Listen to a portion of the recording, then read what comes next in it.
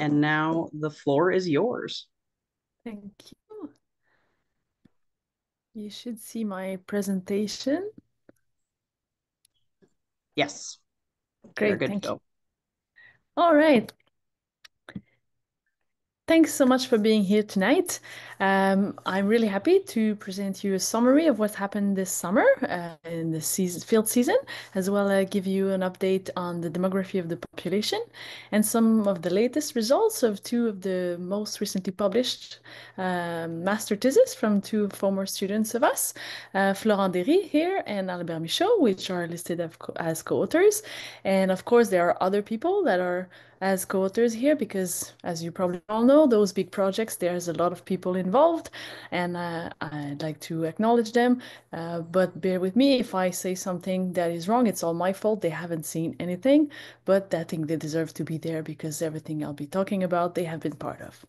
So with that, I'd like to first give a little quick introduction. Okay, it's going to myself. So I'm someone who's really happy to be outside doing all kind of snow sports in winter as well as summer. So it's coming to no surprise that when I was doing my bachelor, I was really interested in trying to find some field work that would get me outside and in kind of active and harsh conditions, where I ended up at Caw Ridge, and I got in love with the area and the study and the species. And so I did my honor degree on mountain goats.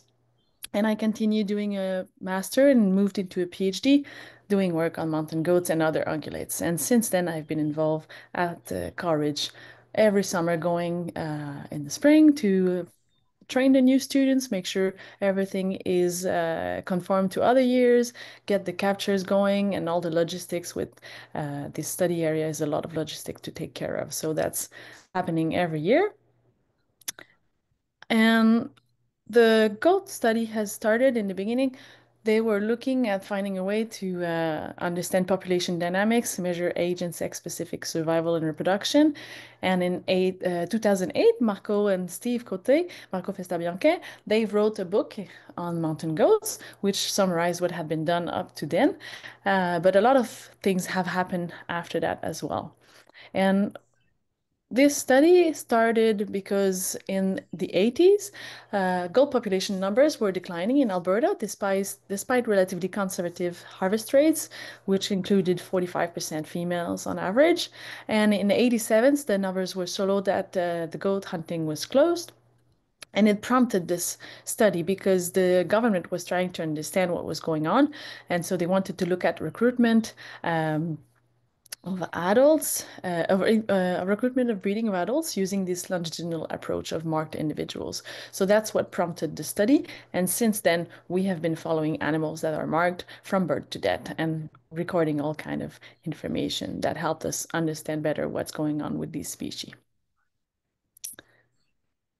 So this is what Caw Ridge looks like in the spring. That's some years we arrive, it's fully white, it's beautiful.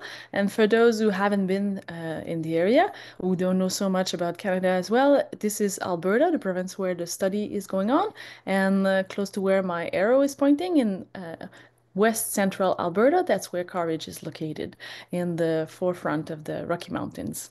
And other years we arrive and it looks more like this. There's much less snow, and this is a drone view of the campsite here where we have a quad and a quad trail that goes all along in the study area, which is about 38 kilometers, 30 kilometers square. And you have here on the site the traps that are located quite close to the camp. And this is kind of like the rocky ledge where we hide behind, where we want to capture goats. That's what the trap site looks from up close. So we have these traps that are baited with salt, and we have those ropes and pulleys that allows us from a distance to pull the rope to capture the animals we want to capture. So we are really selective on who we want to capture. And we also have those platform scales here where we baited them also with salt so the animals can jump on the scale, and we have a remote control from a distance behind the blind where we can measure the weight of the animal that has been on the platform scale. So with those captures, we mark animals with tags. They have visual colors, like we see white T on black here, and we have sometimes also GPS colors that we put on some animals. We don't mark the kids anymore. because there was high risk of abandonment. So we start marking animals when they are 1 year old. We get some DNA samples, all kind of measurements. That's what we do when we are at the trap site. But we also, oh, sorry. I wanted to show you the change in population size before looking at behavior. So this is the population, how it changes from the start of the study area in 89 here.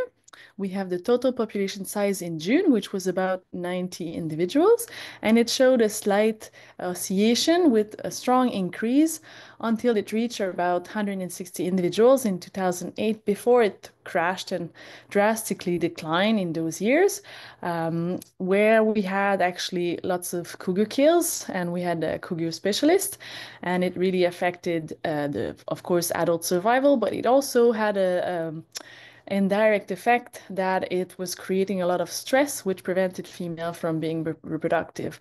So in these years, some years we had only one kids born, sometimes even no kids born. So it was really drastic decline in the population. And we had then some years with a flat, about 30-ish individuals, 35. And then in the last 2 years, now we are seeing some light. It's a little increase, and we hope this is going to keep on going and see a nice increase in the population in future years. So when we were there in June this year, we had 47 goats. This includes the 13 kids that were born this year in spring. So 20 adult females, 6 adult males, and 8 yearlings. So this gives us, if we look at survival from last year, from June to 2023 to this June 24, this summer, we had lost 1 adult female, so a survival of 95%. 1 adult male was also lost, so 86% survival. So for adults in total, Kitty's room is awfully warm. Oh we my had, gosh. sorry, I'm hearing there's maybe some microphone that are on. Um, And so it gives a 93% average survival for this year for both males and females. And if we compare this to this long-term average, it's 10% higher than the average, which is really positive. Very good survival this year. And out of the kids, the 11 kids that were born last year, 3 died. So we have a survival of 73%, which is also very high compared to the average of 55%. So this is giving us a good hope that the population is going up and it's increasing because survival is very good. And in addition to that, those kids, we have 13 kids this year. If we look at how many females that were mature and could have had kids, that represents 80% of the females who had a kid. So that's also very high because it's on average 75% and it's never much more than 80%. So that's very good. So another sign that it's going well. And something very surprising this year, we had a sight of twins. And this had not happened since 89 and 90. We had only seen this twice in the first 2 years of the studies, and now this year we've seen 2 twins. So that's quite interesting. So we are in a very low phase of the population, so maybe we will see this happening, who knows. But this is a very blurry picture, sorry about that, but in the spring we try to avoid being close to females and their kids. So basically this is a picture taken from the scope. And you see the 2 kids that are there with the female. This is a mother that is 6-year-old. She had given birth for the first time of her life the year before at 5 years old. So she's not skipping a year, which is rare. And she's produced twins as well. So those twins were actually quite small and they both died, but still they were born. So it kind of gives us an idea that maybe we are going to have this population that is starting to kick in because we have all those signs that are pointing towards this. So some days later, these kids died, but we also lost a few individuals in the summer. We lost 2 adult females and 1 adult male. All the yearlings survived till mid-September. And we lost some other kids. So in the first 4 weeks, in addition to the 2 twins, we lost 2 other kids and 1 kid later in the summer. And why this might be, well, we never know what kids die of because they just disappear.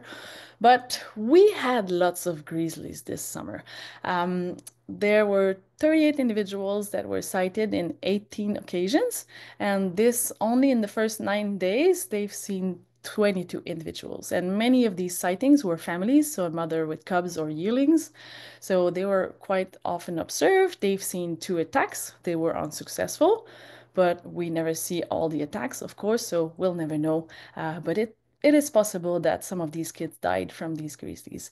And here you have some pictures of the camera traps where we have at one site, we have a platform scale that we put a camera trap because it's far away from the campsite, so we don't often go there in the morning and nights to check if goats are on there. So we've installed a camera trap so we can capture the weights without having to be there. But we captured grizzly bears on that occasion. And that was quite interesting because actually, the grizzly bear had caused a lot of damage to the site, and the students, when they arrived, they were really surprised and they wondered if the goats had destroyed the site, which was quite surprising, but something had happened. And they had to kind of go back to the pictures, and they found out that it was all these pictures from the grizzly, which had destroyed the area. So these little troublemakers were there in the early spring. But we had other visitors who created less trouble. And here we have a picture of Darren Epp, who was with us again this year. And we're happy. It's a lot of joy when he's around. And we always try to catch him sleeping on the site, but that never happens, actually. This picture is us trying to pretend he's sleeping, but he's actually working hard. He's trying to take everything in picture, document everything we do in the field. And thanks to that, we have a lot of great pictures, and you will have a chance to see some of these great pictures throughout this presentation. This year was also very warm. In July, we reached a maximum of 29 degrees many days, which is not so often it happens, especially for so many days. We also had lots of smoke from forest fires. So although it was very warm outside and nice days to be out, and the students would have loved to be in the field, they had some days they had to stay in the camp with a mask because it was so risky with the health issues outside with forest fires. So we have this little device that was measuring the particles, and it was telling them when they shouldn't be outside. So the camp is not so well insulated, so they even had to keep their mask on in the camp. So that was quite dramatic this year. It's not the first year, but it's been some years like that. And unfortunately, we know that this is probably not going to be the exception anymore, but this again happened this summer. So that's a bit the new reality. We had also our share of breakdowns. That's also kind of normal for Caw Ridge because it's a really rough area. So we have quads losing wheels, punctured, or even completely breaking down, that we have to do our favorite sport of quad pulling to town to get these quads to be fixed. So that's the typical Caw Ridge, what happens every year. But even though we had lots of things like this, making little trouble, we managed to do a lot of things. So we managed to do a lot of captures. All the animals that needed to be captured, the unmarked or individuals needing to have marks changed, like tags or collars and so on, were captured. And what you see here is the trap site with the goats at the site. And what we do, usually we are like we see here behind the rock wall, the blind we call it, and we see the traps. We have those ropes and we pull the ropes when we want someone in the trap. And we have these remote that we can look on it and see who's on the scale and measure the weight at the same time that we see the animals on the scales. So it provides us with a lot of data. Once we managed to capture a little video for you to give you an idea of what it looks like. And this is the little goats running around at the trap site. You see here a goat climbed on the scale, then this kid climbed on the scale, and so we managed to have the weight of each of them, and so on and so on.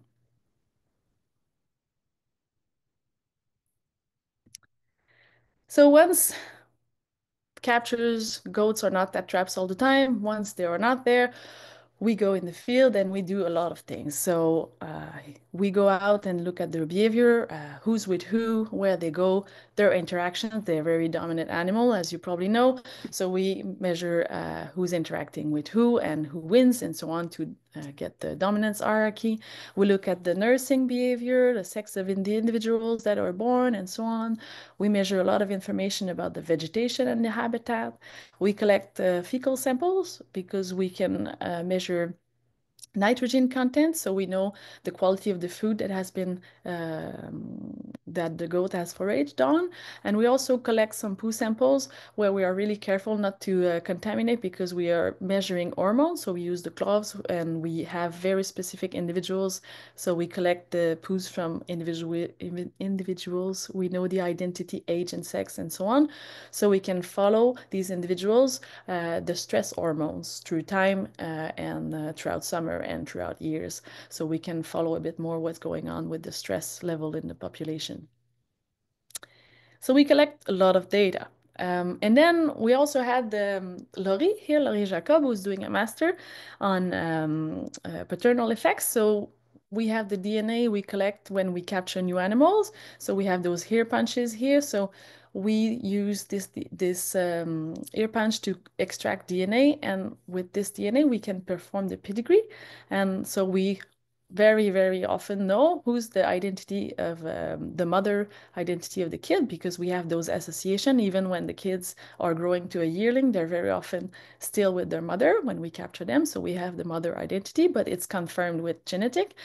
And what we don't know is the father. So what we can have with this DNA is then we can have the identity of the father. And Laurie is going to look at the impact of the father quality on how the kid are growing and surviving, and their fitness, and so on and so on.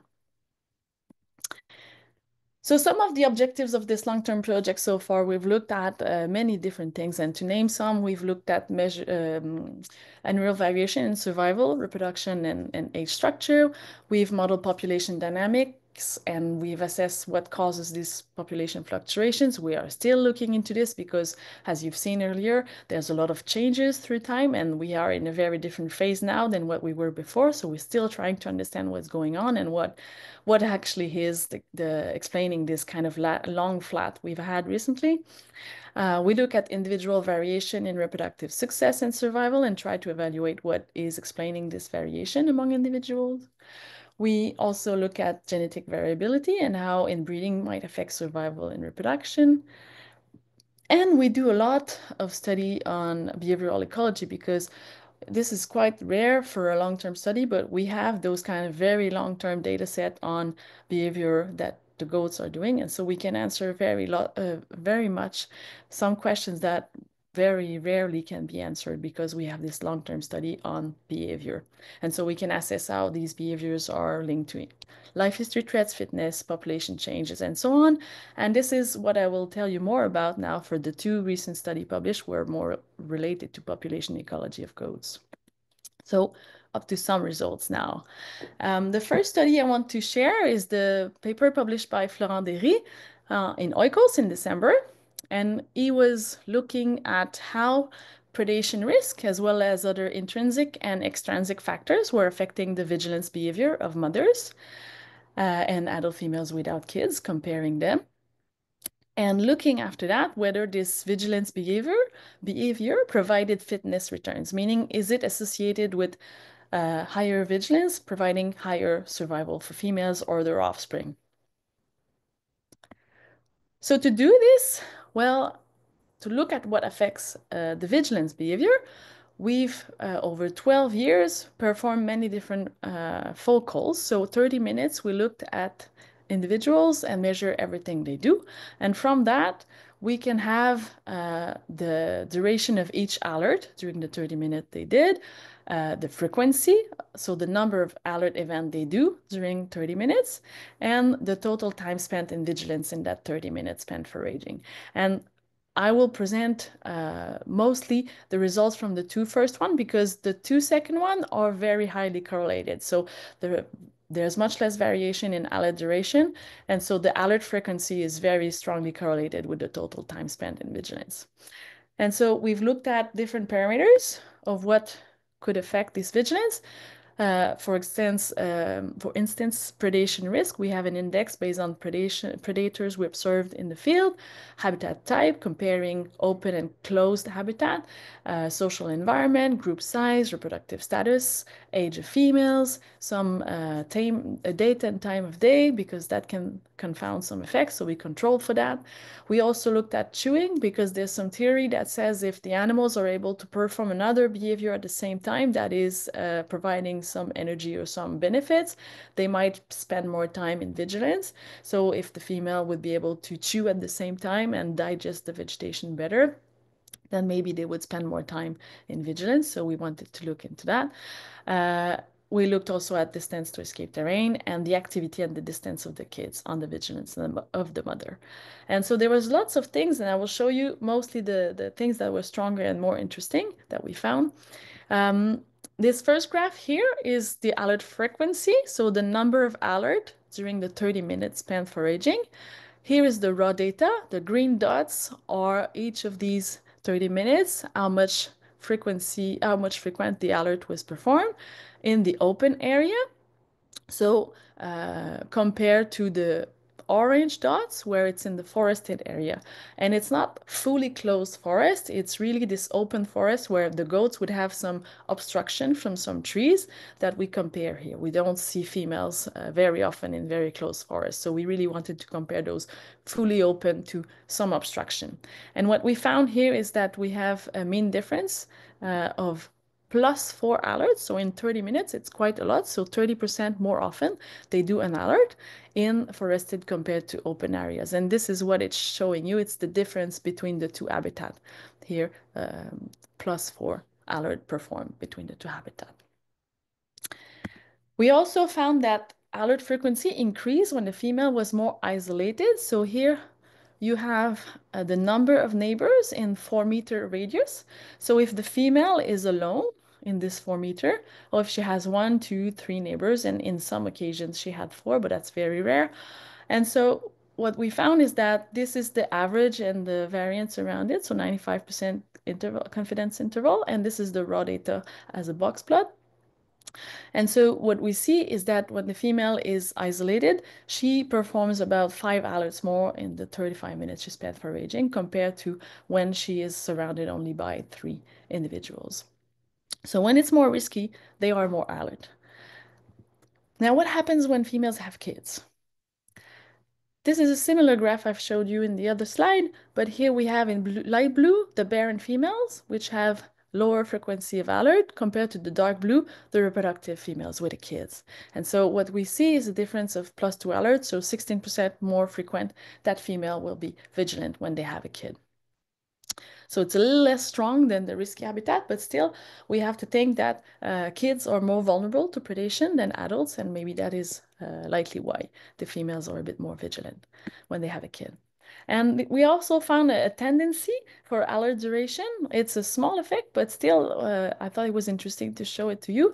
When the kids were, this here is a zoom in. The x-axis, sorry, is the kid-mother distance. So at 0, the kid is almost on the mother, whereas it goes further up, the kid is further away.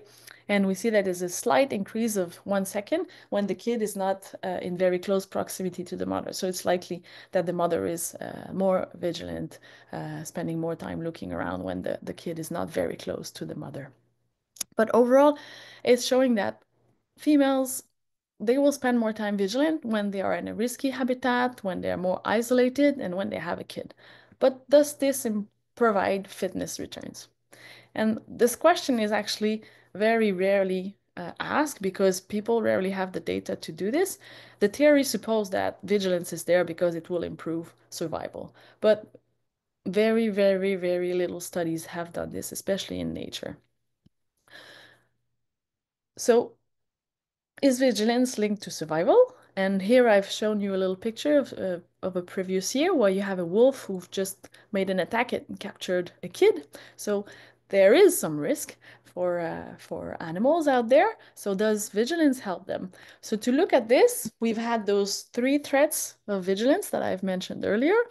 And we've looked at 3 survival threats. First, female survival from June to June, because in the data we had very little female dying in the summer. So we looked at 1 year survival.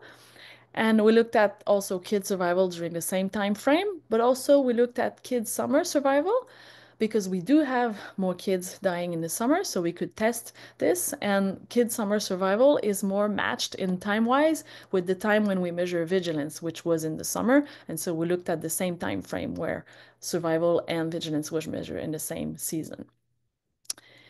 To look at this, we performed some special model, which is a Bayesian model we did that is called a joint model.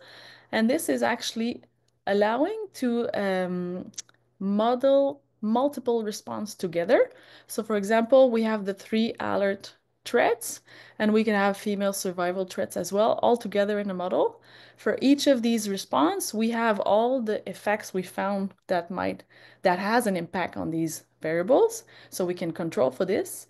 And once we do this, this model is looking at the covariance, so the latent correlation between these threats that is left. So if we have this positive covariation, it means that females that spend some more time vigilant also have a higher survival. So doing these models, what we found, for example, here in adult female, we have the vigilance threat, total time spent in vigilance, frequency of vigilance, and the duration. And this is in relation to survival from June to June for adult female.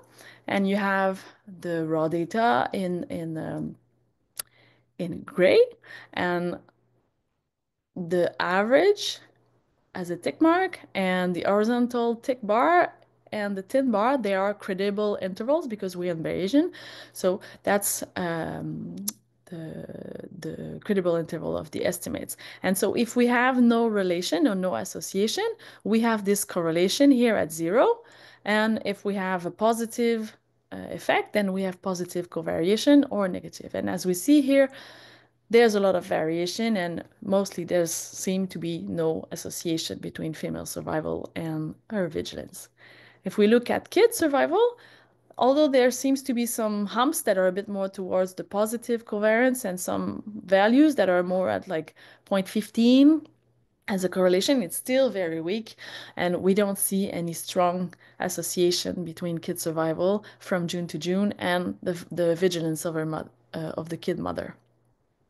If we look at summer survival, which as I was mentioning is a bit more matched to the time frame where the vigilance is measured, we found a very similar result. So it's slightly positive, but it's still very, very variable. So there is no evidence in what we've looked at that vigilance is linked to survival. But as I said, this is something that is rarely done. And I think that the strength of this study is that it's taking a step forward and trying to show to people that this is something important to evaluate. But the reason why we think we haven't seen much in this case is that vigilance behavior is quite variable. There is some repetibility within individual, but still, as you see, there's quite a lot of variation. In this case here, the correlation goes to -1 to +1, so it goes through the full range. So we'd probably need a little more information and more individuals for which we have survival, so we would be able to maybe have a more precise estimate than what we have now. But I think it's an interesting step forward to try to promote this idea that we probably need to test a bit more for this link between vigilance and fitness. Now on to the last study I want to talk to you today is the study by Albert Michaud, who was looking at the influence of summer temperature on habitat use and activity patterns of mountain goats living in different ecotypes. To do this, we collaborated with Kevin White in Alaska, who had data for different goat populations in Baranof and Lynn Canal, which we considered these populations to be coastal. And we had data on Caw Ridge and Jasper National Park, where we considered these two populations as being continental. We wanted to contrast the two. And these locations, we had animals with GPS colors, as you see here. And this allows us to see where the animals are going, which habitats, and so on. So we could do some resource selection function to analyze different habitat use by the animals according to changes in temperature and the different ecotypes. And we also had these, in these colors, activity sensors. So we could see whether these activity of these animals change with changes in temperature. So first is summer temperature affecting habitat use. What I'm showing you here is the relative probability of selection of land cover. Why it's relative probability is because it's a RSF, and it's always the relative probability of use of one habitat compared to another one. And we have to kind of have this reference level, and this is the dotted line. And this dotted line is actually the reference level, which is habitat that is as used as it is available. And in this case, we use the barren meadow, which is more the rocky area, open rocky area.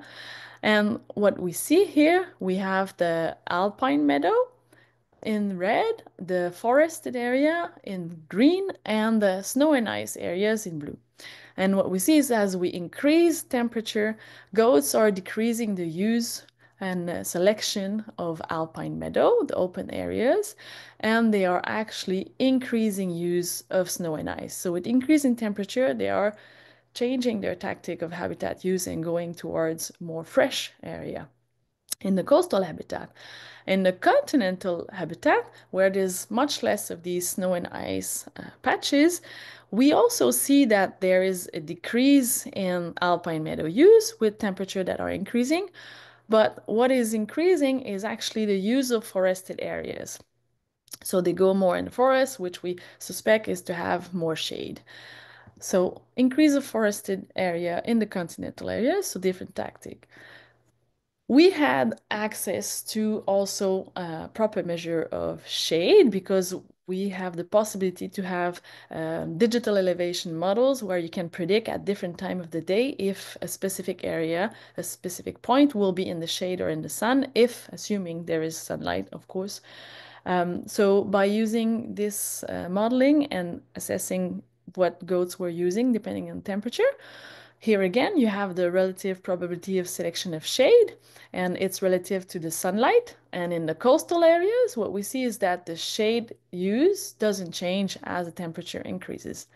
And it is likely that because they are going in the snow and ice area with increasing temperature, they are still in the sunlight and maybe it's providing enough freshness for them. So no changes in the coastal area, but in the continental area, we see a strike change. So with increase in temperature, these animals are really increasing the selection for shade area. And they are going more also in the forested area, so a very different tactic for the continental compared to the coastal area. But they both find ways, it seems like, to mitigate thermal stress. But how does this relate to their activity patterns? Is summer temperature affecting it? So with those sensors we have in the colors, we could look at each of those 5 minutes. There are some bouncing little balls in the colors, so we can determine if the animals was active or not in each of these 5 minutes per day. And if we model this with all kind of parameters, I'm saving you all the details, but looking at here the proportion of time spent active at noon. So I'm presenting you here at noon when it's often a warm time of day for different temperature. And we see in the coastal area that there's a decrease in the time spent active with warmer temperature until it reaches about 17 degrees where it remains low to the lowest. And at about this 17 degree, we also see this change in the continental area, but the pattern is slightly different. But still, we see that past this point, there's something happening, and it's really a change in the use, in the time spent active when temperatures are higher, about higher than 17 degrees. So this is summer temperature affecting the fact that an animal will be active or not as at a specific time of the day. But does it impact the whole time spent active for a full day? So if we compute all this and we calculate the proportion of time spent active for a full day, what we see is that even though we get some really high mean daily temperature in summer for the different months here in different colors for coastal and continental, there are some slight variations, but the intervals are quite wide and it's not so much strong changes that it seems that even though there are some changes throughout the day, in some days, this is not really affecting the overall time spent active in a day, which remains relatively constant in different temperatures in both ecotypes. So what we can see is that temperature seems to affect the proportion of time spent active at specific times, but the total time spent active in a day is relatively unaffected by temperature. So it seems like they're not trading off those tactics that they were going in different habitat use. They are not trading off this by spending less time active, and then this means having less time to feed and losing some potential energy gain. So they seem to be able, with this diverse habitat use tactic, to mitigate this thermal stress. These tactics are different between the ecotypes, but it seems that they're allowing the goats to maintain the same activity level overall throughout the day. So as it is now, they seem to be able to mitigate these thermal stress and not have these costs in terms of foraging behavior. But that is what is now, and who knows what will happen in the future if temperatures keep on increasing. But it seems like for now it is working for them with different tactics in both ecotypes, which is also the fact that it's quite different, their tactics in the different ecotypes. It's telling us that there are very different ways that animals might cope with changes in temperature. And so we need to really pay attention to this when we try to see what we can or not do for different species with changes with the climate at the moment. So it's a little snapshot on recent summer, what happened in the summer, population status, and the two latest study that were published by students. Um, it's much more than that, but I'd like to finish on telling you that the long-term study of goats at Caw Ridge has provided lots of numerous results. I would have loved to present everything, but it's impossible, as it's been a lot of insights that have been provided over all those years on population demography, behavioral ecology, and life history variation. And we are very happy for this study, and we hope that we will be able to continue on providing more insights in the future. So that's our plan. And so if the population is recovering, we will be able to continue. So we are now in the positive increase phase and stop the decline. So we have big hopes that we will be able to continue on monitoring and better understanding these changes in the demography as the years are coming. Yeah. And on that, I'd like to thank you, and I'll be happy to answer some questions if you have some. Marvelous. Thank you so much, Sandra. That was a great presentation. Yeah, so if anybody is brave enough to unmute themselves, they're welcome to pose a question, or you can pop it into the chat and I can read it out loud for you. So feel free. Oh, Kevin, you very politely raised your hand and everything.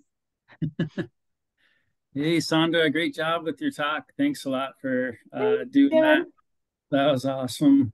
I had a question for you about the population decline, and you indicated that it was probably due to a cougar coming into the area and specializing.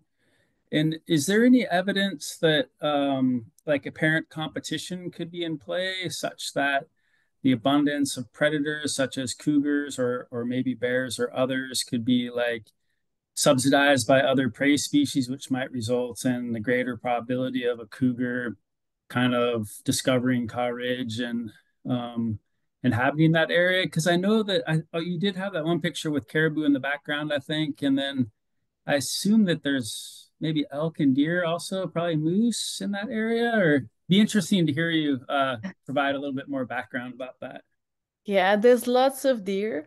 They're more in the forested area. The caribous are coming in the more like spring, so we don't see them throughout the whole summer. Um, it's hard because we don't have enough data on this. And what we have as insights from conservation officers in the years when we had the cougars starting specializing, the year when it started, it was followed by a winter, a really harsh winter, where like 50% of the population of the deer died in most of the areas. So the conservation officers had this impression that in these years, cougars probably had to kind of move on and try to find something else. And often their impression, but again, it's based on some sightings and some observations, they were having this impression that it was those young cougars that needed to find new territories, and then they had to kind of explore more, and then less deer, but whoops, suddenly there's goats and sheep that are there, and they would specialize. But it's really hard to have Mhm. more than these kind of like anecdote. Mm. Yeah. And was the cougar the that specialized, was it there for like multiple years during that decline? The Yes, same one, and yeah, we don't or know. presumably a Yeah. cougar. Okay. Yeah, it's from other study areas where they marked some cougars, they know that when they specialize, it's often just one that crashes the whole Hmm. population because they will just take the same trail all the time and kill a goat a week and they will just do it. And they Hmm. did this with sheep. And so that's what they think is happening because they've marked some cougar in some areas where there's sheep and they done that with sheep. So I would suspect it's the same with goats. Hmm. But we don't know for sure. We've not never marked the cougar. We have some camera traps that took some pictures, but a cougar is a cougar. So Yeah. Yeah, that's really fascinating. Thanks a lot Mhm. for. Excellent. We have a listener, sorry, Anne. We have a listener who put one in the comments. He's actually from the Grand Cache area, and he was curious if you have any theories if there's any effects from the mine in the area. um we had at some point some blood samples that were collected to try to see if there was selenium contamination in the goats and so on. And Fish and Wildlife didn't find any support for this. So it seems like this kind of contamination from the air going through the area was not happening. Um, so what has been shown with the mine is mostly disturbance that is happening for the animals, so it's disturbing their foraging habits and so on. But they've got used to some of the mines, like on Hamel, the goats were a bit more used to that. So there's not much that have been done on trying to study exactly what is happening, but they are definitely having some impact on their behaviors. But they get used to that much more than disturbance by helicopters, for example, which they don't get used to. But for the mine, it doesn't seem to impact them so much for the noise, besides disturbing their behavior a bit.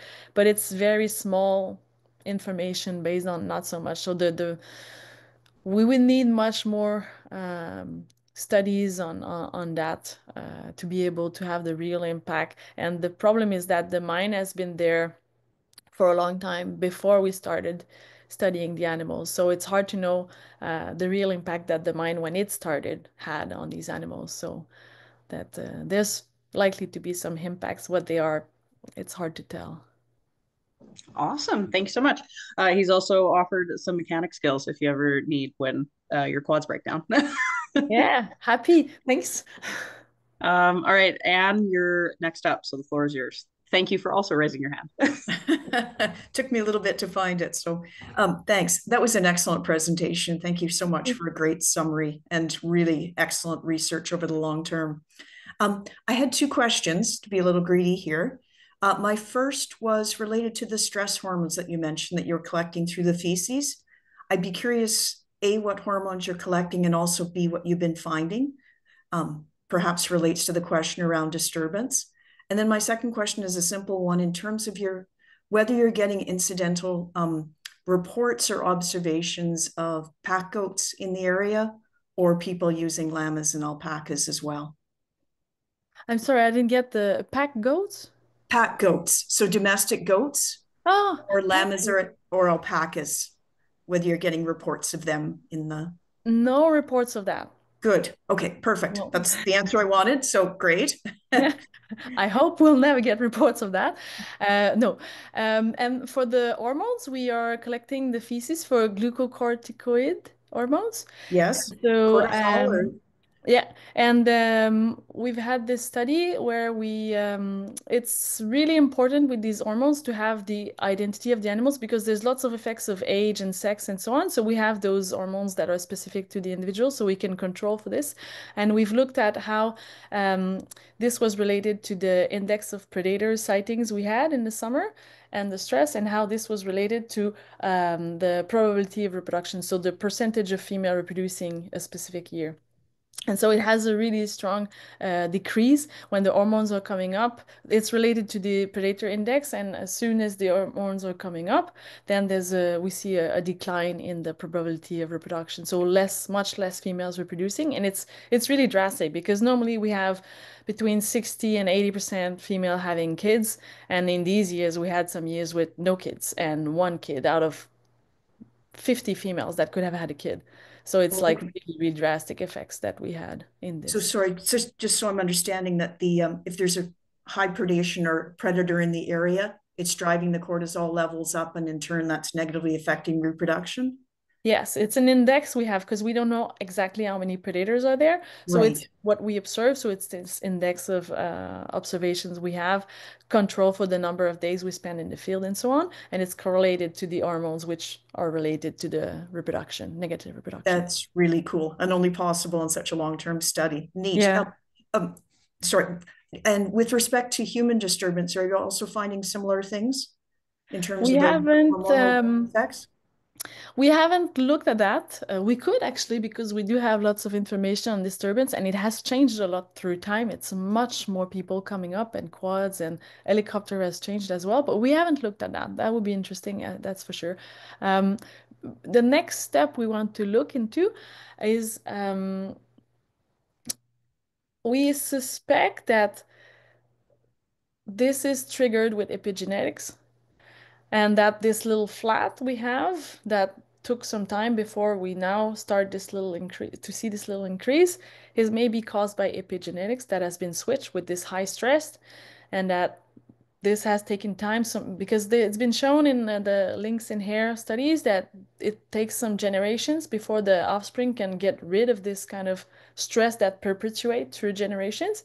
So it might be why we have this. So that's why we keep on collecting this information, and we hope that we'll be able to analyze this so we can see if this flat was actually related to that, and if this new increase, we see that this stress is now released from the population. So there's more to study to better understand what's going on, but we think there's some keys going on with this. Oh, that's fascinating. Thank you. Thank you. And I've got one more question in the comments. They're wondering, do forest fires affect mountain goats by eliminating the shade that they rely on? It is likely because it does. We don't know much about forest fire. The smoke is affecting us, and it does remove a bit of the sun, but it provides a very extreme heat. So I think it probably does have a very strong impact, but we don't have enough data on this because it's quite recent that there's lots of forest fire. But that's why we started measuring these particles in the field, so we can try to see, our idea is to try to see what we measure now. If we can find a satellite, it's most likely that we'll find some satellite imagery that can go back in time, and we will try to correlate the measurements with what we have in the satellites, and we can go back in time. And with this, we will be able to look more into those ideas of, okay, we've had some more smoke, we've had some more particles in the air. Is it affecting their behavior? Is it affecting their fitness because of health issues and so on? We know there's some issues for humans, and for us, we put a mask, we go in the camp, and we try to avoid it. But for them, they're just stuck there, and they are just breeding this. So we do think there are some impacts, but it's not so often it has happened. It is drastic when it happens, but it's not so often that we would need to go back in time to have more data. And that's why with this measure, we'll try to see if we can use some other ways to go back in time and have more data and test these things. That will be very interesting if that works to see what comes out of this. Excellent. Like Anne said, it's really cool some of the information and research you're able to do on such a long-term study. So yeah, we hope we'll be able to do more. Excellent. All right, I'm not seeing any more questions in the chat, and I'm not seeing any more hands up. And so I think with that, I will end the recording.